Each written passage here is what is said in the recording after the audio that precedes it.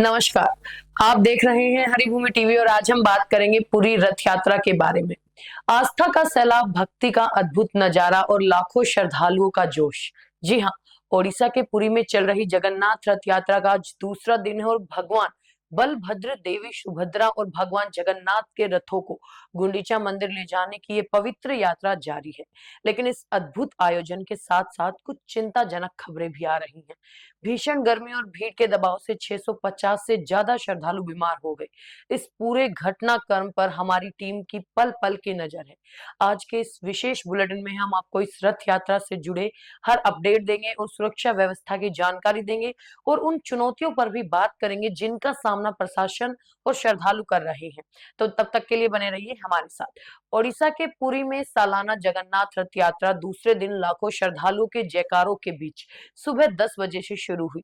भक्त पूरे उत्साह और भक्ति के साथ भगवान के रथों को खींच रहे हैं, जो मुख्य मंदिर से लगभग 2.6 किलोमीटर दूर स्थित गुंडीचा मंदिर की ओर बढ़ रहे हैं।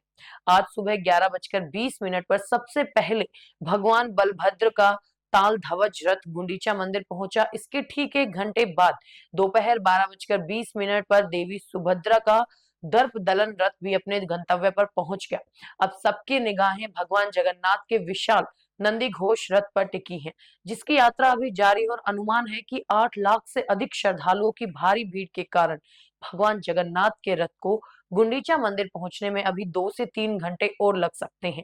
गुंडीचा मंदिर में भगवान जगन्नाथ, बलभद्र और देवी सुभद्रा अगले 9 दिनों तक भक्तों को दर्शन देंगे। हालांकि इस भव्य आयोजन में कुछ परेशानियां भी सामने आ रही हैं। पुरी में आज सुबह से हल्की बारिश हो रही है, जिससे मौसम थोड़ा सुहावना हुआ है और कल की तुलना में आज भीड़ 10 से 20% कम है।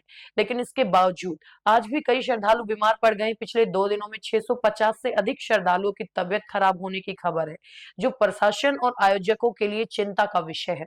कल यानी शुक्रवार को रथ यात्रा में 10 लाख से अधिक भक्त पहुंचे थे और देर शाम देवी सुभद्रा के रथ के आसपास भीड़ का दबाव अप्रत्याशित रूप से बढ़ गया, जिससे 625 से अधिक श्रद्धालुओं की तबियत बिगड़ गई। प्रशासन के आंकड़ों के अनुसार इनमें से लगभग 70 श्रद्धालुओं को अस्पताल में भर्ती कराया गया, जिनमें से 9 की हालत गंभीर बताई जा रही है। पूरी जिला प्रशासन ने रथ यात्रा में सुरक्षा और ट्रैफिक प्रबंधन को और पुख्ता करने के अत्याधुनिक तकनीक का सहारा लिया। यात्रा मार्ग पर आर्टिफिशियल इंटेलिजेंस आधारित सीसीटीवी कैमरे लगाए गए।